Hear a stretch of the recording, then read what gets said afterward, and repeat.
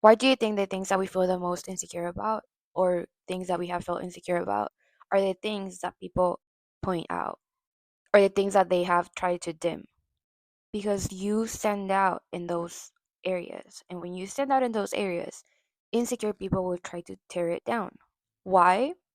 Because they're already focused on lack, on insecurities, on a different perspective. They might be triggered or projecting because there is something that they also want to embrace within themselves that they're not allowing themselves to. For example, the things that they also stand out on. The way people treat you, especially if it's negative, is a reflection of themselves. It is not a reflection of you. It's not for you to internalize, it's for you to maximize, to shield yourself, to see where you stand out and use this to your advantage, to use the opportunity to cultivate it even more. A lot of people want to fit in, and it's human ego nature for those that are not focused on positives or on positive perspectives, try to dim that or to try to challenge that because they are noticing something on you because it stands out. It's not like the rest, it's something different. And when something's different, people project their own mindsets. What is within must be without. So the way that they're treating you is also a reflection of their own within space, of their own internal space. And it is your responsibility to protect your inner child, to protect yourself, and decide to not internalize or identify with the things that the external world or other people try to put on you. It is your responsibility to cultivate a safe space within you and for you, no matter what other people have to say, no matter their opinions, no matter their perspectives, because those perspectives might be limited even within themselves. Because, like I've said, someone that is limiting themselves will automatically be limiting other people as well. But it is your job to not limit yourself. I know that it can be hard a lot of times, especially when you don't have that foundation within you where you know who you are. But this is why it's important to create that for yourself so you can have that home within. And no matter what comes, nothing can shake you. You are as strong and as sturdy as a tree. No storm, no rain, nothing can hurt you. If anything, it helps you to become stronger. It doesn't shake you, it propels you forward. It propels you for more. It propels you to bloom even more. For flowers and for nature, when the rain comes, yes, it might rain for some time. Yes, we might have problems for some time. We might go through things for some time. But we will always go back to blooming. We will always go back to blooming. And so other environments and other external factors cannot shake you. You cannot allow anything to shake you. Nothing. You don't allow anyone or anything to shake you. Does your inner child deserve that? No. You must protect them at all costs. Now, knowing that your insecurities or what we consider weaknesses are something that you can maximize and use to your advantage, and it's what actually makes you stand out, I want you to know that there is duality, there is polarity. And within this space, you can see how you can use this to your advantage. Let's say other people have criticized you and called you emotional. Okay, but what is the spectrum here? If you're someone that feels emotions and is sensitive, you're someone that has empathy, you're someone that can feel a lot, and that is your strength.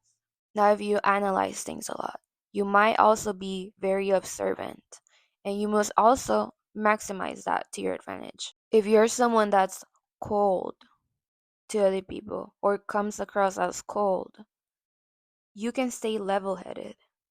You can choose not to act on your emotions. You can choose to be emotionally intelligent. So, here it's important to see how not everything is black and white. There is a spectrum, and within that spectrum, you can maximize your gifts. These are gifts. They're talents. They're things that you can maximize, and that is your potential. And you must see that potential and embody who you want to be, because what you feel drawn to is your potential. Those are your gifts. Those are the things that you're meant to cultivate and that you are meant to share with others and that you are meant to embrace within yourself. If you value emotional intelligence, if you value strategic thinking, if you value analytical thinking, if you value certain traits, you are drawn to them because you're meant to also embody it or learn something from that or experience that within your reality and make it part of you. The things that you feel drawn to, they are little seeds for you to cultivate, for you to listen to, for you to work on. Not necessarily work on to achieve a destination, but more of embodying and embracing that side of you. So, what you think that might be your weaknesses, they're not actually your weaknesses.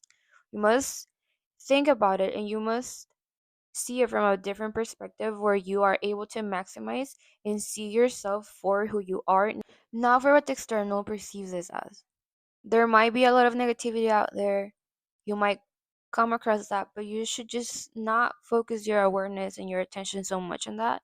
You must focus your perspective and your awareness on the positive side of things where you can actually invest in yourself and propel yourself forward, not on the negativity, not on things that don't serve you. You must use the discernment within yourself. Listen to your gut, listen to your intuition, and understand what works for you. Understand the life that you want to create. Understand the values that you want for yourself. And the values that you want for yourself, those are things that are found within as well. Those are the things that you can find within you. And it's okay if other people around you are not doing this. It's okay if you don't see everyone else doing it. It's okay if you're choosing a different path. It's okay if you feel like you're far away from the path that you want to be in. You are getting there. The fact that you are thinking about it and the fact that you are trying to embody that, the fact that you are even putting your awareness on it, means that you're closer than you think. Most of the time, all it takes is just awareness, embodiment. It's not so logical. It's not about being so logical about it. It's about taking the leap and choosing who you want to show up as. Also, be mindful of yourself, observe yourself, see where you're at.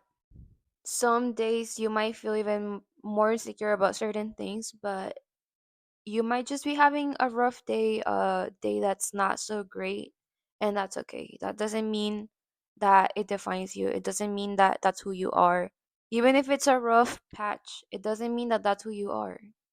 You can choose who you are and who you want to embody, who you want to be at any given moment. Right now, in the now. It doesn't matter. Nothing matters. The past doesn't matter. The future doesn't matter. What matters is now, right now, what you want to be, who you want to be. Embody that. It doesn't take logic. You don't have to bring logic into things all the time. A lot of times it's more about just being who you are and embracing that. Having the courage to place your awareness on that and allowing yourself to open up for expansion. That is what does most of the work in personal development. Yes, you can use techniques. You can make this more practical. The main key is embodiment and awareness. The main key is to choose the best for yourself, for your experience. That is the main key. The main key is that you are having fun if fun is something that you value, of having freedom if freedom is something that you value. That's what it is all about. It's not so much about the external, it's about allowing the little plant within you to bloom. And as it blooms and as the tree grows its branches, you are able to go also into the world and allow yourself to be seen and allow yourself to shine and allow yourself to expand and to grow into who you want to be from a place of a sturdy foundation, a grounded foundation for yourself. Because if you don't have a foundation within, you might feel shaky at times, more often than not. So having that foundation is very important to cultivate. Seeing the best in yourself is the most important thing. People will see it. They might try to praise it or they might try to tear it down, but their opinion doesn't matter. Whether it's good or bad, it doesn't affect you because you know who you are. You know what you stand for. You know the beautiful tree and plant that you are. You know who you are. You know the beautiful tree and plant that you are. And that is what matters. Because you're living with yourself 24/7. You're living with yourself all the time. You are experiencing within all the time. Your reality is within. And as within, so without. So why not choose the best experience for yourself? Why not choose the best for yourself? Why not choose to bloom, to see yourself with a new set of eyes, with a set of eyes where you are comfortable with yourself, where you are embracing yourself, and when you are maximizing your gifts, where you are maximizing your talents, and where you are not only maximizing them and seeing the best in you, but developing even more. Because also when you develop multiple skills, or not just skills, but your talents, when you focus on yourself, you will find yourself wanting to expand even more and being able to do anything and everything you want and being able to experience anything and everything you want as well. It all starts with a good foundation. I hope that resonated and I hope that helped. Bye. Love you.